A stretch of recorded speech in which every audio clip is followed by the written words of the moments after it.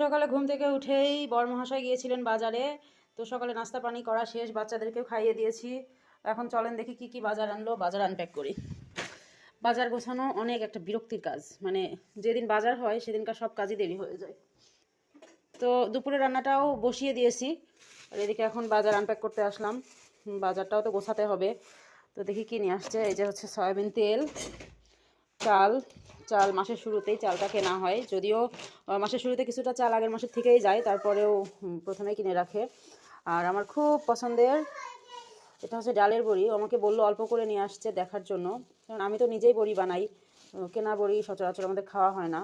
তো দেখতে হবে এটা ভালো কিনা, কারণ আমার বানাতে অনেক কষ্ট হয় এটাতে। সে মানে ভাবছে যে যদি ভালো হয় তাহলে আর বানাতে হবে না। আর এটা হচ্ছে মাসকলাই ডালের গুঁড়া। এই দোকানের ডালটা আমরা রেগুলারই খাই, তো এটা খুবই ভালো, এই জন্য আমি আর নিজেও বানাই না, এটা খুবই ভালো ডাল। আর এদিকে আছে হচ্ছে ধনিয়া পাতা, এটা হচ্ছে ছোট আলু, এটা হচ্ছে ভাজি খাওয়ার জন্য, সিম ভাজি বা যে কোনো সবজির জন্য।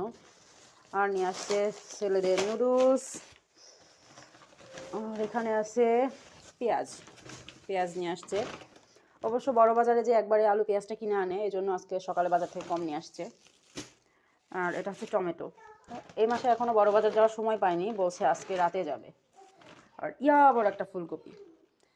তো এখন নাকি ফুলকপির দাম খুবই কম, শোনা যায় যে 5 টাকা পিস, কিন্তু আমাদের এখানে এখনও কেজি দরে বিক্রি হয় 15 টাকা কেজি।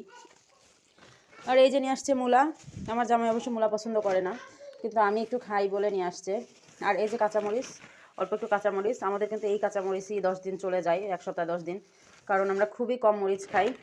আর এখানে আছে বেগুন, আর আছে হচ্ছে সিম, আর এই যে মটরশুঁটি।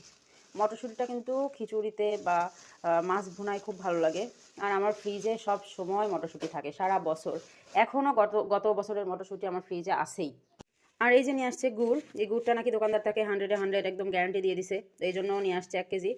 তো বলছে যে যদি ভালো হয় তাহলে পরে আবার নিয়ে আসা যাবে। আর এই যে, আর হ্যাঁ, মাছ নিয়ে আসছিল কালকে রাতে হাট থেকে।